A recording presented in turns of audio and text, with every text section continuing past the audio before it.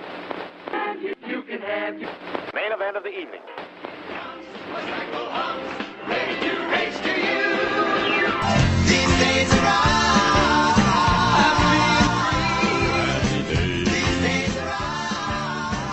Hello and welcome to These Days Are Ours, a Happy Days podcast. I'm Peter. And I'm Joe. And today, we will be discussing Season 7, Episode 1, Shotgun Wedding.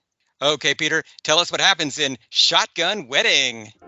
We open with the Cunninghams preparing to leave for a lakeside cabin trip. Marion, we're only going to be gone for 3 days. I'm only bringing what we need. Oh. Richie and Lori Beth kiss each other goodbye, and Richie assures Lori Beth that he's fine with her dating other people while they're apart.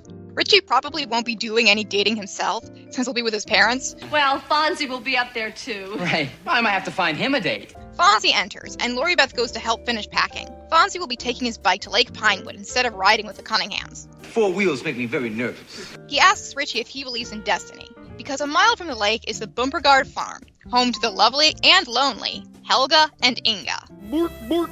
Fonzie shows Richie a picture from the newspaper of the Bumpergard daughters, accompanied by a news article about Farmer Bumpergard shooting a Tupperware salesman. Richie is naturally reticent, Fonz, that man is more than strict. He didn't mean it.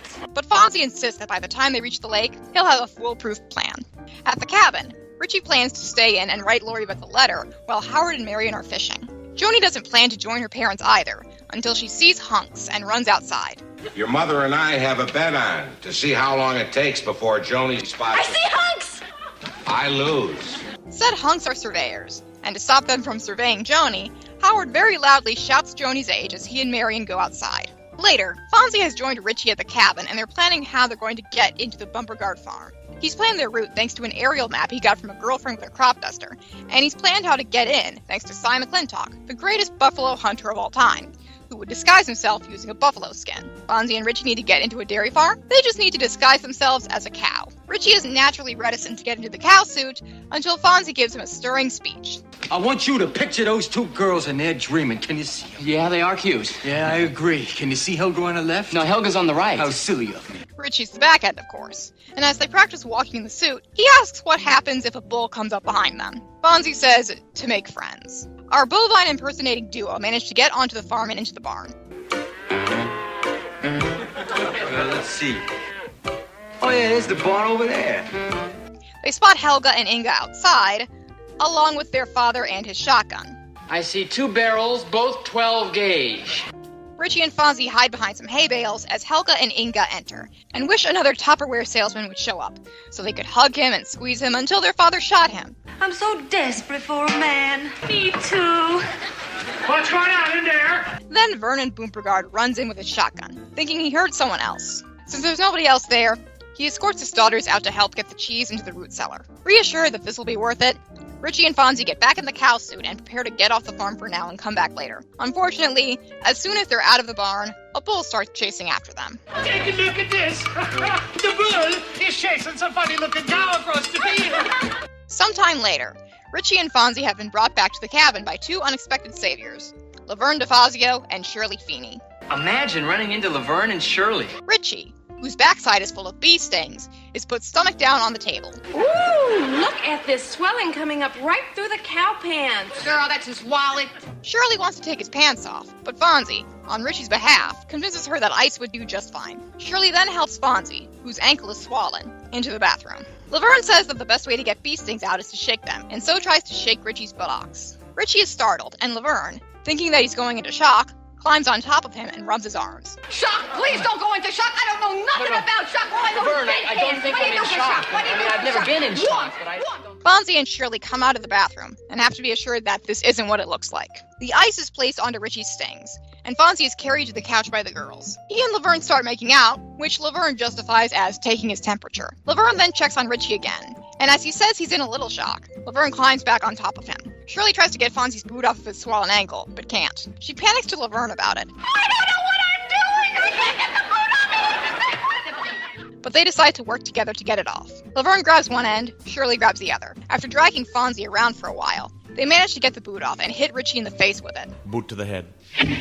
As Shirley bandages Fonzie's ankle, Fonzie asks what she and Laverne are doing at the lake. They're up there with Laverne's dad, but all the cabins are taken. Fonzie directs them to Roscoe's Wigwam City. Yeah, at least you'll have a roof over your head, even if it is a little pointed. Shirley finishes the bandaging. Unfortunately, she also tied Laverne's hand to Fonzie's foot, and Laverne has to yank her hand out after Fonzie drags her around for a bit. As Laverne and Shirley argue, Fonzie pushes them out of the cabin. Those are nice girls.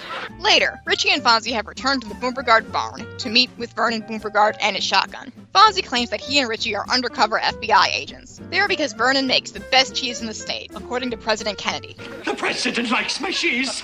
Kennedy is coming by soon, and he wants some of Boombergard's cheese at Elmo's gas station in 1 hour. And if he's late, wait for him. Helga and Inga join the boys in the barn. Richie turns on the radio and asks one of them to dance. Helga promptly does an entire modern dance routine.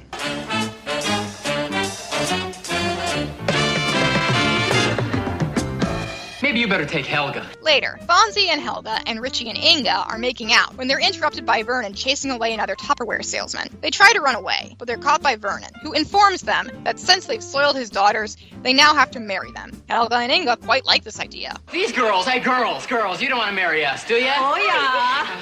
Fonzie says that he would love to marry Helga, but unfortunately, he and Richie are already engaged to Laverne DeFazio and Shirley Feeney. Yeah, and, right, Shirley Feeney. Yeah, we're practically married. Vernon, wanting proof, sends Richie to go get their fiancés, while he continues to hold Fonzie at gunpoint. Richie escapes the farm, shouting that Fonzie is in trouble, and runs past Howard, who is disappointedly fishing. What's the matter, fish? Don't you like worms?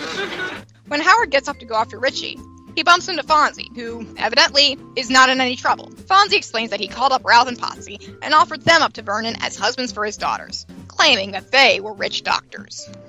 Thank you, Peter. That was Shotgun Wedding, which first aired back on September 11th, 1979. Happy Days was followed by the season premiere of Angie, a Gary Marshall sitcom starring Donna Pescow as a sassy waitress who marries a wealthy doctor. In this episode, Angie tries to hide the fact that she is now rich from her old friends when they come to visit, so they won't think that she's a snob. Then it's the season premiere of Angie. Her old friends think she's become a snob. CBS aired the Wonder Woman episode Phantom of the Roller Coaster Part 2. This was the last ever episode of the live-action Wonder Woman show. And NBC had a special called Sharks, hosted by Jaws author Peter Benchley. Among the sharks covered on that special were the Great White and the harmless Wabagong. This is a perversity in a way, an obsession that is a little unstable, but never mind. Once you spend your life with sharks, you'll go anywhere to see them. So, Peter, of those three choices, what are you watching? I'm watching Sharks. I got a whole bunch of rows of teeth to chew you with. Dinah, Dinah, Dinah. Sharks does sound pretty cool. I want to put in a good word for Phantom of the Roller Coaster Part 2. It's a pretty decent episode as well. We should talk about the fact that ABC changed its Tuesday night lineup a little bit, and Happy Days for a while will not be followed by Laverne and Shirley. They moved that to Thursdays. Let's move Laverne and Shirley to Thursday night, okay? And they replaced it with Angie.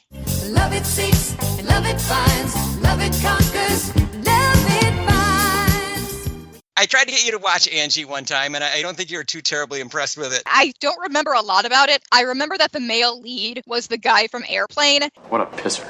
And he had a very interesting lack of affect in his performance in Angie. It was very intense, and it lent his scenes a very weird effect. Well, the effect of joining Happy Days with Angie on Tuesday nights was disastrous. Separated from Laverne and Shirley, Happy Days tumbled in the ratings in season 7. Angie didn't do well either, so both Happy Days and Laverne and Shirley dropped out of the top 10. Angie was canceled at the end of the season. This was a disastrous move by ABC all around, but they didn't know that when they aired Shotgun Wedding. Shotgun Wedding was directed by Jerry Paris, and it was written by our friend Fred Fox Jr. As for guest stars this week, let's start with F. William Parker as Father Vernon Boombergard. F. William is a character actor who's been appearing in movies and TV shows since the early 70s. His movies include Lost Highway, The Wedding Planner, and Terms of Endearment. His TV credits include Paradise, Seinfeld, The X-Files, Taxi, The Golden Girls, The Jeffersons, and many more. Peter, what on earth did you think of F. William Parker as Father Vernon Boombergard? He feels like yet another addition to the Happy Days characters who feel like something out of a cartoon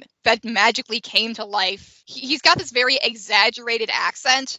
What a snow job, trying to fool a Boombergard. which I suspect is not his actual accent, which is kind of this weird mishmash of vaguely Scandinavian and aggressively Midwestern. It's difficult to judge this as an acting performance because we're beyond sitcom acting and beyond even sketch comedy acting. We're into cartoons, as you say, or vaudeville or burlesque here, basically. F. William Parker sounds like that cartoon walrus from the Woody Woodpecker cartoons.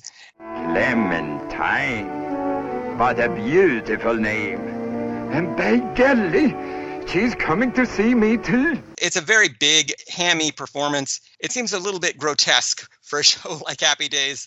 Also, he shot a man. I guess we can assume that since Boombregard is still at large to continue murdering Tupperware salesmen that come within 10 feet of his daughters, said Tupperware salesman didn't die. So that's nice. I'm guessing that Farmer Boombregard is based on a lot of old jokes about traveling salesmen and the farmer's daughter. He's a character archetype who has been brought into the show and who hasn't really been fleshed out. He's fairly two-dimensional. Let's talk about the daughters on this episode. I'll start with Vicky Frederick as Helga, the brunette. She's an actress from Atlanta who was at the beginning of her career when she did this episode. A couple of months after Shotgun Wedding, she guest starred in a Mork and Mindy two-parter, but she mostly appeared in movies. You may have seen her in All the Marbles, All That Jazz, A Chorus Line, Stewardess School. Good afternoon. My name is Miss Grummett, and I will be supervising all of your activities while you are here with us. Chopper Chicks in Zombie Town, and Chaplin. Peter, what did you think of Vicky Frederick as Helga? She's every bit as broad a character as her father, but she does get a pretty sweet dance number. You like Helga dance? That is what I think distinguishes Vicky Frederick. I noticed that a couple of her credits are All That Jazz and A Chorus Line, so I'm imagining that she was probably a dancer in real life. Mm-hmm. It's difficult to know what to say about her. It seems like she teleported in from an episode of Hee Haw or something. She's got the tied-off shirt and the cut-off jeans and stuff. I understand that it's the middle of summer. You get pretty warm doing farm labor, but if Farmer Boombregard is so protective of his daughters, why does he let them dress in skimpy outfits? That part does not seem realistic to me. We also have April Clough as Inga, the blonde. My name is Inga, and you have seen me before. A Philadelphia actress, April had a recurring role on T.J. Hooker as Officer Vicky Taylor.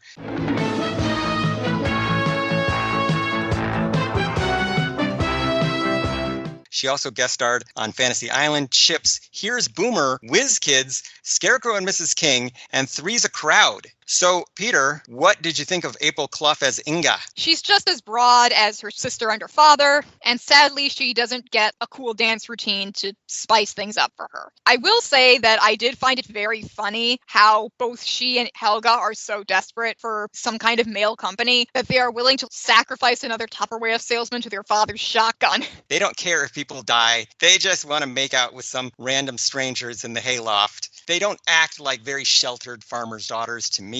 That's part of the father farmer with the shotgun joke, isn't it? It's the idea that he just happens to have incredibly attractive daughters who just need some city slicker man to come and show them a good time. Cowboys dance with the farmers' daughters, farmers dance with the ranchers' gals. Our last guest stars, Penny Marshall and Cindy Williams, appear for the final time on Happy Days as Laverne and Shirley. Did you have any thoughts about this final appearance of Laverne and Shirley on Happy Days? It kind of feels like it comes out of nowhere, but it's still pretty great. And we get to see them do a lot of stuff. We get some slapstick. We get jokes that are specific to their personalities. Like there's a joke about how Shirley stopped to help Richie and Fonzie because they thought they were an actual cow, and she insists that she could tell that they were people. What are you talking about? The only reason you stopped is because you thought it was a wounded cow. I did not. You did so.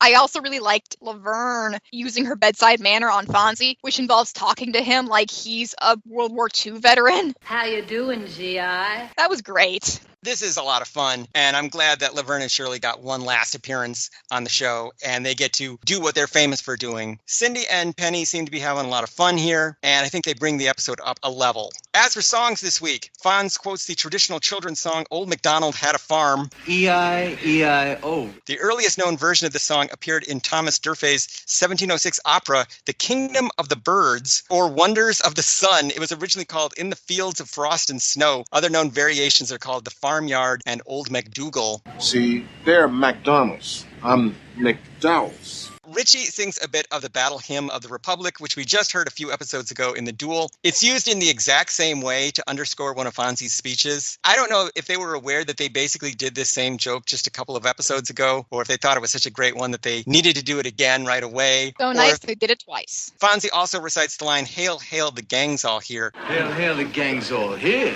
That's from an American popular song written in 1917 by Theodora Morse, also known as D.A. Esram. Hail, hail, the gang's all here. What's the deuce do we care? What's the deuce do we care? And based on a melody from the Gilbert and Sullivan comic opera, The Pirates of Penzance. As for cultural and historical references this week, there is no Lake Pinewood in Wisconsin. There's a Pinewood Lake in Connecticut, though. It looks nice, but it's in a private recreational community with no public access. Fonzie mentions Ramona Lindbergh, who is no relation to Charles. You know Charles Lindbergh? Who's talking Charles? I'm talking Ramona Lindbergh and a crop duster. Famed American aviator Charles Lindbergh would have still been alive when this story was taking place. Lucky Lindy, who famously flew nonstop from New York to Paris in 1927,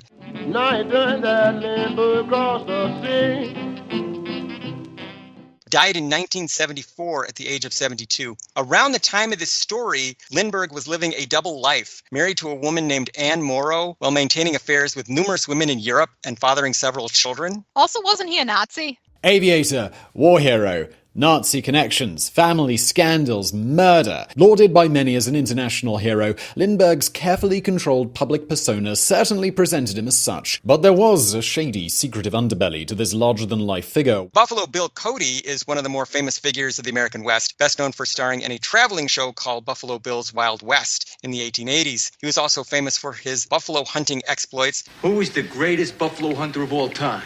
Buffalo Bill. Wrong. Cy McClintock. Having killed 4,282 of them in 1867 and 1868. He did this to supply Kansas Pacific Railroad workers with buffalo meat. Would it go with the buffalo meat from your buffalo butt? Helga wishes that another Tupperware salesman would show up, but Tupperware was not sold by door-to-door salesmen. The Tupperware empire began in 1945 with a 7-ounce bathroom tumbler invented by chemist Earl Silas Tupper of Farnhamsville, Massachusetts. Tupperware sold poorly in stores initially, but in 1946, Earl came up with the idea of Tupperware parties, in which a local representative or hostess would sell Tupperware items to neighbors in events held in suburban homes. The one way to buy Tupperware is a fun way.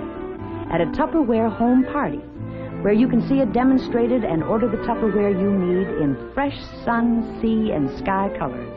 So these Tupperware salesmen are not legitimate, right? They're probably trying to do the same thing that Richie and Fonzie are doing, which is trying to get onto this farm to hook up with the farmers' daughters. And they're lying about selling Tupperware to do it. We've talked about Florence Nightingale many times before. She was a nurse during the Crimean War. She basically invented the modern profession of nursing. I'll have this fixed up in a jiffy. You think she's Florence Nightingale? The treatment for bee stings is somewhat accurate here. Experts say that you should remove the stingers, wash the affected area with soap and water, apply a cold pack, and administer a painkiller to the patient. Stingers should be removed by hand or with a piece of gauze. Gauze. Gauze. More gauze. More gauze. A little more gauze. We don't have any more gauze. Not with tweezers. You don't want to squeeze any extra venom out of the stinger. So there's no way that Richie isn't in immense pain when he and Fonzie go back to visit the Bumpergard sisters. Does that make the story better, to know that Richie is in pain? A little bit, yes. Laverne, as you mentioned, inexplicably starts talking like a character out of a World War II movie, referring to Fonzie as a GI and asking if he wants to write a letter home. Got any extra nylon? Some chocolate candy? No, I don't got any chocolate. Items like nylon stockings and chocolate candy were scarce during the war, and soldiers were said to have used them to induce sexual favors from women. If John F. Kennedy is president of the United States, then this story is occurring somewhere between January 1961 and November 1963. My guess is summer 1961. President of the United States, John Kennedy. I came, I saw, I conquered is a phrase commonly attributed to Julius Caesar. Richie, I tell you something, I feel like Caesar. I came, I saw, and I'm about to conquer. Greek historian Appian said that Caesar used that phrase in a letter to the Roman Senate circa 47 BC after defeating Pharnaces II of Pontus at the Battle of Zela. Other historians such as Plutarch and Suetonius have also attributed the quote to Caesar, but no one can agree when exactly he said it or to which victory he was referring. And traditionally, so-called shotgun weddings have involved a pregnant, unmarried young woman whose father insists she marry the man responsible for her condition. In the United States, shotgun weddings weddings have been uncommon since the 19th century due to effective birth control, legalized abortions, and a decreased stigma attached to unwed mothers. They're mostly the stuff of folklore and, I guess, sitcom episodes. Yep. And I'm not sure what exactly Fern and Constitution means, but it is not Swedish for curtains for you.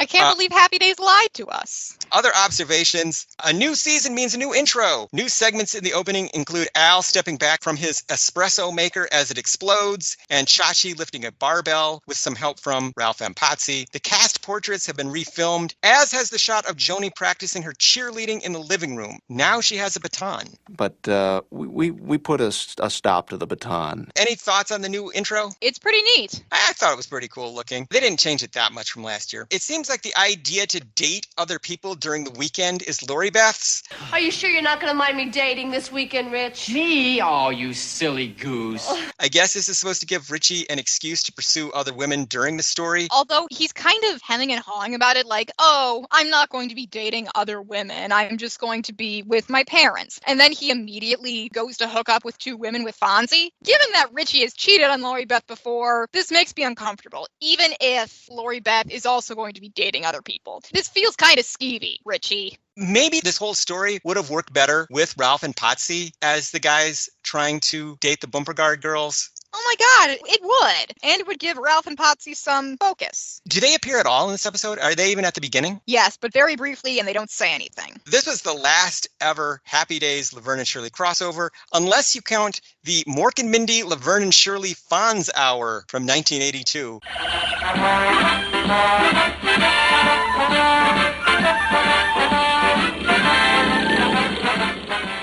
Were there any outstanding Happy Days fashions this week? When Richie and Fonzie are in the cow suit, they're also wearing these cow print pants, and I actually really liked them. I especially liked that Richie's came with suspenders. They actually did look kind of good in those cow print pants. Did you have any other observations that you would like to make about Shotgun Wedding? This episode is actually Shotgun Wedding Part 1, and there's a Laverne and Shirley episode that is Shotgun Wedding Part 2, where Laverne and Shirley rescue Richie and Fonzie from marrying Farmer Bumpergard's daughters. And there's like an entire square dancing fight scene, which is really great. That actually makes a lot more sense once you know that, because this episode is kind of weirdly constructed. Laverne and Shirley's appearance doesn't really build to anything, and the tag added for syndication, where everything just gets resolved off screen, it feels very abrupt and a little bit nonsensical. If you watch this as a 2-parter, most of the really fun stuff actually happens in Part 2. And one thing we can talk about is whether this even works as a 1-episode story. In the 1-episode version, Laverne and Shirley's scene seems to come out of nowhere. It doesn't really build to anything. It just seems like this random out-of-context sequence that's been added to this episode just to pad out the running time. And then the tag at the end of the episode with Fonzie and Howard also seems to come out of nowhere. They were in kind of a no-win situation here because obviously Happy Days is going to be running on its own in syndication. It's not always going to be paired up with Laverne and Shirley. So they had to do this. I guess they handled it as well as they could under the circumstances. I can't think of a better way to wrap this story up in one scene than what they did, but it does feel like kind of a cheat. So, Peter, I will ask, was this episode on its own any good? I think so. I think that on its own, as a season premiere, it's a little bit underwhelming, even if it does have Laverne and Shirley showing up for the last time on Happy Days. There's fun stuff in it. Richie and Fonzie disguising themselves as a cow is pretty fun. Helga's dance is pretty fun. But overall, this is just an okay episode. There are some fun sequences. There is some slapstick when Laverne and Shirley are tending to the injuries of Richie and Fonzie. Like you said, we get a dance sequence in the barn, and we get Fonzie and Richie pretending to be a cow. And if you've ever seen the movie Top Secret with Val Kilmer, you know the comic possibilities of somebody dressing up as a cow. You take the head, I'm taking the back. What's the plan, Wes? Forget the plan. I'm giving the orders here. Now to shut up and give me the back hug. All right. Be an asshole. Without Part 2, this feels like kind of a pile of random junk and not really like a cohesive episode, and it doesn't really tell a satisfying story on its own. I would say if you get the chance to watch this with Part 2, definitely do that. On its own, you can skip it, even though it is the season premiere. So, Peter, how can people keep up with us and find out about all the wonderful things that we are doing? Listeners can follow us on Twitter at Fonzie Podcast. They can follow me on Twitter at Peter Volfranc. That's PeterVulfranc. And they can follow me on Twitter at Joe_A_Blevins. They can find this podcast podcast online at thesedaysaroours.libsyn.com, and they can email us with questions, comments, and concerns at thesedaysaroourspodcast@gmail.com. So, Peter, what do we have on the docket for next week? Next week? Well, it's one of those episodes where the title really tells you everything. Shachi sells his soul. I knew there must be a reason Scott Baio got this job on Happy Days, and I think that episode title gives it away. So, see you later, alligator. In a while, crocodile.